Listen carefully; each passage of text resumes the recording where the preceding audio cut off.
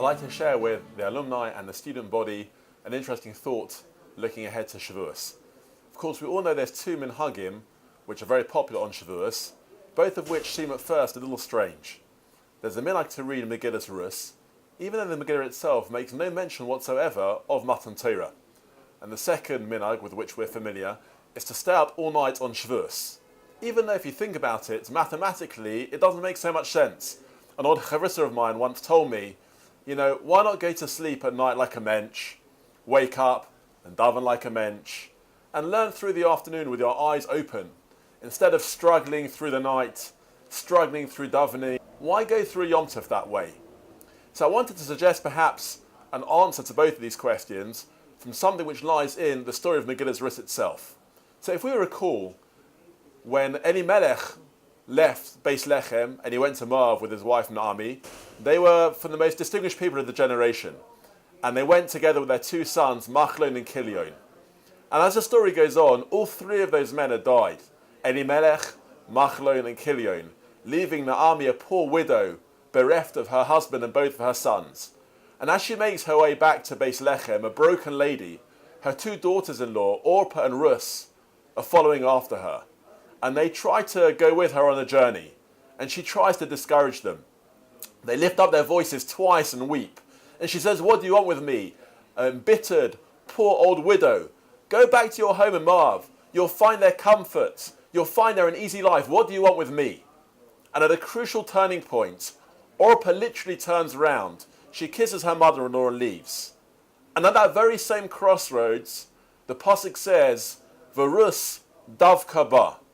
Rus stuck with her mother-in-law. And Reb Chaim Shmulevitz, the former Rosh Yeshiva of the Mir, says an unbelievable insight. The way he reads the psukim, these two ladies, until that crossroads, was a crossroads literally, and a crossroads in their lives, were at the same spiritual level. But the contrasting decisions led to such contrasting fortunes. The Midrash says that night Orpah went off and behaved like a harlot, whereas Rus, who was davka ba, who clung on and went forward in the journey, eventually ended up becoming the ancestress of the Davidic line of the kings of Israel, of David HaMelech. You see the tremendous difference that can come about based on one crossroads decision. But if you look carefully in the psukim, you'll see a further level as well. The verse says that Rus, what did Naomi see about Rus, which led her to believe that this lady can keep on going? What led her to believe, I'll let this lady Rus come with me on the journey? The pasuk says that Naomi saw that Rus was misametzes, which means she was struggling, she was toiling, she was persistent. And the Me'am Loah says this is the only time this verb is used in the entirety of Tanakh. The only time a person is described as being mitametz, toiling, persistent, struggling with Rus. Naomi saw that quality in Rus, and it was that quality which led her on the eventual journey to become the great-grandmother of David HaMelech and the kings of Israel. That quality, lehitametz, to be amel, is perhaps the reason why we read Megillas Rus on Shavuos.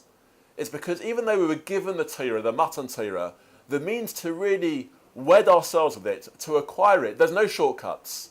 It's only through amelus, through persistence, and through struggle. And if that's the case, that's why we read Rus. Perhaps that's also an answer to the question about why people stay up all night on Shavuos.